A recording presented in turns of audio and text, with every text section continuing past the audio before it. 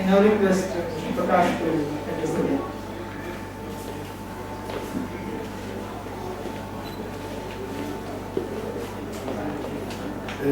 It's indeed a great privilege to be able to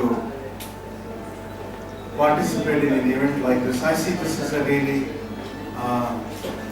important milestone in Bangalore's own effort with creativity, especially when you're dealing with the visual arts.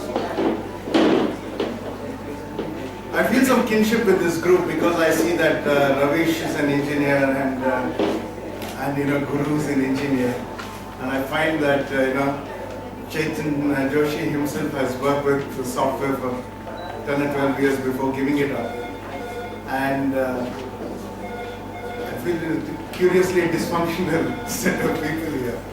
I'm the only odd man out. Well, you are the odd man out here perhaps, and maybe you're lucky you knew earlier what you wanted to do.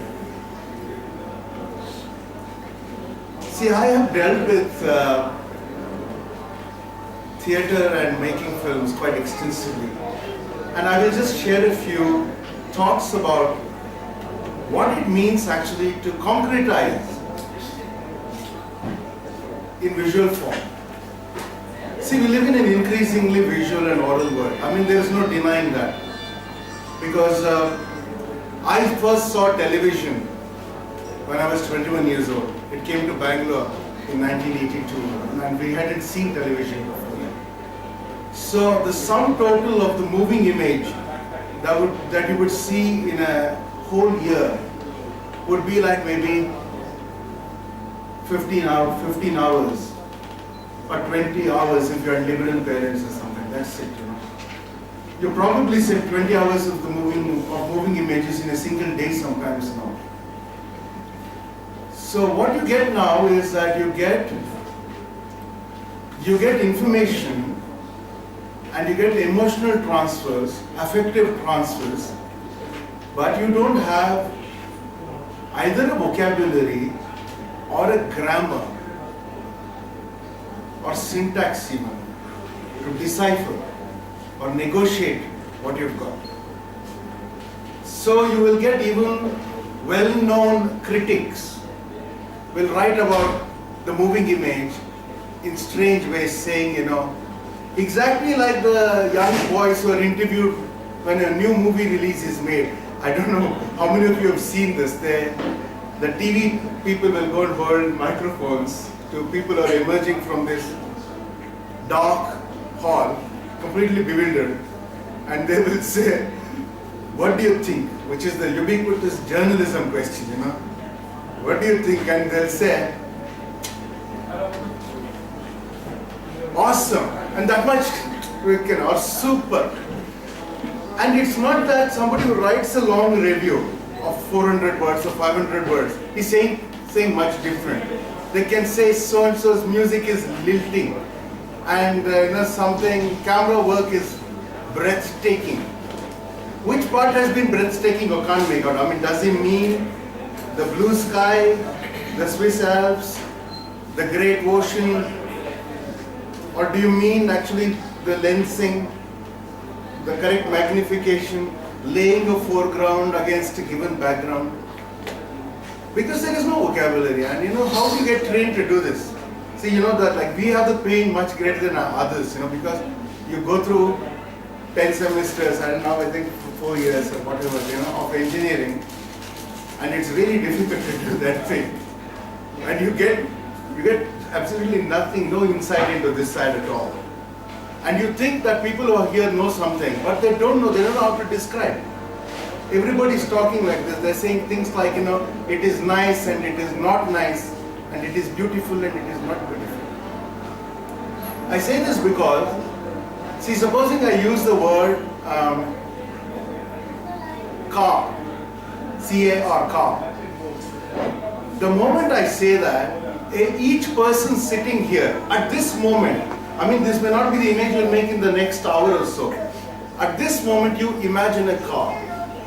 And actually you can try and experiment. It's imagined in such detail, because if you ask a specific question like, do you see the car of this make, they will say yes, they will or no.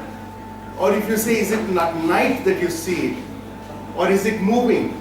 Are you inside the car or are you outside? People tend to answer every one of these questions because that imagination is completely detailed. As much as your experiences, you can answer the question. But when I shoot a car, I fix it. Make, color, foreground, lighting, background, magnification, everything is fixed. Nothing is left to the imagination of the receiver, the reader, viewer. It's not left. I say this because this is a bold decision for somebody who comes from the written narrative form, who will willingly partner with the visual narrative form, because I will say that literature has no place in cinema. Storytelling has a place, literature need not have a place. Now this makes writers very uncomfortable and angry when you say that, but they tend to dominate because they think you can actually take the words, even in theater, because it's a semiotic art. And the spoken or written text is just one of the things that goes into it. Gestures, lighting, mood creation, music, the casting. If you have Johnny Lever playing Macbeth, you're going to get a laugh every line. It does not matter what soliloquy you're doing. So everything has actually meaning into it, informs the narrative. So when you do this, it's a difficult marriage, but perhaps necessary to address it in our times because it is such a visual world and so oral as well. Maybe in the future someone needs to actually put sound into this. And what is left to the receiver is the thing, because it's not like film where you fix everything. Film demands reality. It's not like theater. I cannot say that this is a throne and that is actually I can get somebody sitting there and say that's the Queen of England. And it works by this idea of suspension of disbelief. We cannot do that in cinema, right? I mean, it needs to be as real as possible. But here, there seems to be a great mid-ground. As the Latin thing goes, nec dextrorsum, the right side of the brain, nec sinistrorsum, the left side of the brain. And actually there is some fabulous neurological harmony that you can probably achieve with it. And I'm proud to say that this thing that is coming out of Bangalore seems to be actually breaking through into that threshold. That's why I took time out to say this much. Actually, it's their evening, and I think they should talk to you. But I feel actually quite privileged and quite nice about looking at this work because it is boldly imagined in the writing, and actually it's frugally written so that a lot is left to the graphics to do. And I think that kind of accommodation is what good marriage, good partnerships